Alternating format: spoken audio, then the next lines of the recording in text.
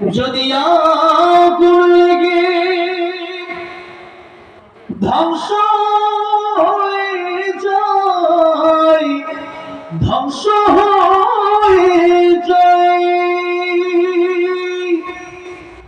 যদি আগুন লেগে ধ্বংস হয় পৃথিবীর সব বইয়ের দোকান, বিশ্ব থেকে হারাবে না পবিত্র কোরআন। করবে কেমন করে কোরআন ধ্বংস আগুনের অতীত, করবে কেমন করে কোরআন ধ্বংস আগুনের অতীত। আছে বিশ্বভর গণিত কোরআনের হাফেজ থেকে, তারা আবার ছাপি আসমানি গ্রন্থ, বাঁচাবে কোরআনের সম্মান, বিশ্ব থেকে হারাবে না কবর যদি আযাব শুরু হয়ে যায়, তাহলে তার জান্নাতে যাওয়াটা বড়ই কঠিন হয়ে যাবে।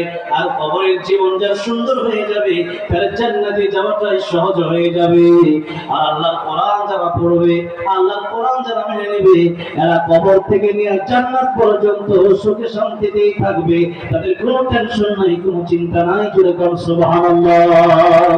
কবরে যাওয়ার সাথে সাথে কোরআন পড়াই যাবে, কিয়ামতের ময়দানে এই কোরআন আপনার পাশে দাঁড়ায় যাবে। শুধু তাই না, কোরআন যারা করবে আল্লাহ তাআলা, আল্লাহ বলবে তো জাহান্নামী, আল্লাহ কোরআন করবে, ও আল্লাহ ওরে যদি জান্নাতে না দাও, তাহলে আমি কোরআনকে তুমি অস্বীকার করো। সুবহানাল্লাহ। আল্লাহ বলল কোরআন তোরে যেহেতু দুনিয়াতে ভালোবাসছিল এই ব্যক্তি, আজকের কিয়ামতের ময়দানে তোর সুপারিশ আমি আল্লাহ মঞ্জুর করে এই ব্যক্তিকে জান্নাতের মেহমান বানায় দিলাম। যেরকম সুবহানাল্লাহ। তাহলে রাসূল যে কথা বলতেছিলাম, আল্লাহর কোরআন খালাকাল ইনসান, কোরআন না শিখলে প্রকৃতপক্ষে মানুষ হওয়া যায় না। অন্যান্য সমস্ত জ্ঞান যদি আপনি অর্জন করেন, পিতা মাতাকে খেদমত করতে হবে, জ্ঞান সেখানে নাই। নামাজের জ্ঞান নাই, রোজার জ্ঞান নাই। আল্লাহ বলেন ওমা উতিতুম মিনাল ইলমি ইল্লা কলিলা, তোমাদেরকে খুব অল্প জ্ঞান আমি আল্লাহ দান করেছি।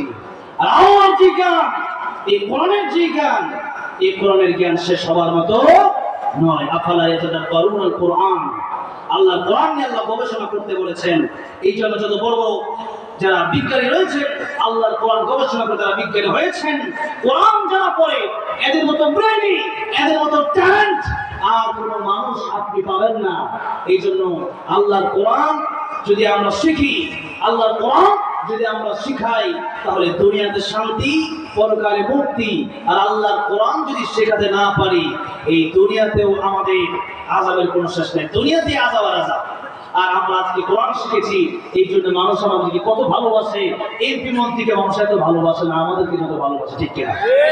এই জন্য আমি মনে মনে আমার এখনো মাঝে মধ্যে কয়, তোমার বয়স হলে তুমি এমপিতে দাঁড়াবে, দৌড়ে এমপিতে সাঁতার এমপিতে থাক, এমপি মন্ত্রী এমপি। আল্লাহ যে কোরআন শিখছে, এতে আল্লাহ মানুষ যেই দাম দেয়, মানুষ আসলে হৃদয় থেকে করে যদি আমাদেরকে ভালোবাসে, ঠিক কিনা? আপনারা এমপি মন্ত্রী হস, আমাদের একজন মুফাসসির দৃষ্টান্ত দিতেন, ওদের সালামের স্টাইল ভিন্ন। স্টাইল কি? এক হাতে এমনিতে আর নিচে পাও দিয়ে বাড়ি দেয়। যে এই যে এখন সালামের স্টাইল এইভাবে, আর এমপি গিরি শেষ হয়ে গেলে পরে নিচেরটা, ঠিক কিনা? বুঝলেন না? এতদিন 15 বছর খুব শান্তি, 15 বছর পরে এখন অবস্থা খারাপ, দেশেই থাকা যায় না। এই শান্তি দরকার আছে না? আল্লাহ কোরআন শিখবো, ইহকাল শান্তি, পরকাল মুক্তি। সেই কোরআন, সেই ঐশী বাণী আমাদের শিখার প্রয়োজন আছে না নাই? আল্লাহ আমাদেরকে সেই কোরআন শিখে জাহান্নাম থেকে মুক্তি পেয়ে জান্নাতে গিয়ে আল্লাহর দিদার আমাদেরকে নসিব করে দেবেন, বলেন আমিন। আল্লাহ কোরআন কাছে আমরা বুঝি না। অথচ একজন হিন্দু কবি, আমি এই একজন হিন্দু কবি নুপুর কুমার বিশ্বাস, তিনি একটি গান লিখেছেন। তিনি লিখেছেন, যদি আগুন লেগে ধ্বংস হয়ে যায়, ধ্বংস হয়ে যায়, যদি আগুন লেগে ধ্বংস হয় পৃথিবীর সব বইয়ের দোকান, বিশ্ব থেকে হারাবে না পবিত্র কোরআন। ঠিক না? করবে কেমন করে কোরআন ধ্বংস আগুনের অতীত, করবে কেমন করে কোরআন ধ্বংস আগুনের অতীত। আছে বিশ্বভর গণিত কোরআনে হাফেজ থেকে, তারা আবার ছাপি আসমানি গ্রন্থ, বাঁচাবে কোরআনের সম্মান, বিশ্ব থেকে হারাবে না পবিত্র কোরআন, বিশ্ব থেকে হারাবে না পবিত্র কোরআন। সে হিন্দু এত সুন্দর করে এই গানটা লিখছে, আর আমরা আজকে কোরআন শিখি না। সেই হিন্দু এই গান লিখে সে হিন্দু কোরআন শিখছে, আর আজকে আমরা মুসলমান হয়ে কোরআন পারি না। নামাজ ভঙ্গের কারণ হচ্ছে কোরআন অশুদ্ধ পড়া।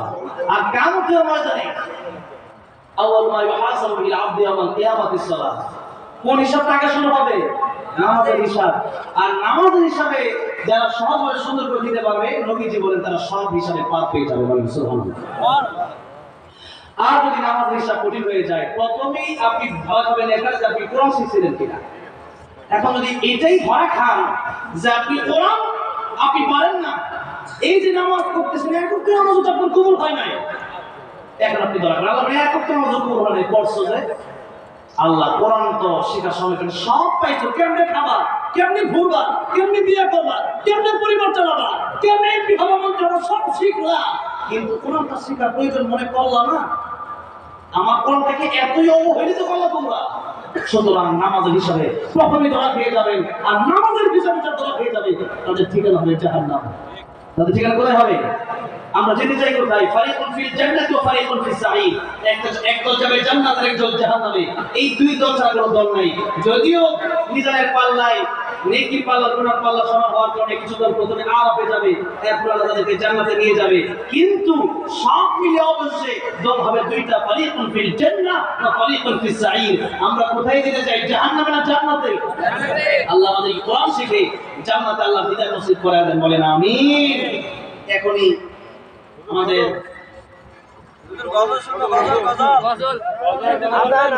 ঠিক 12টা বেজে গেছে।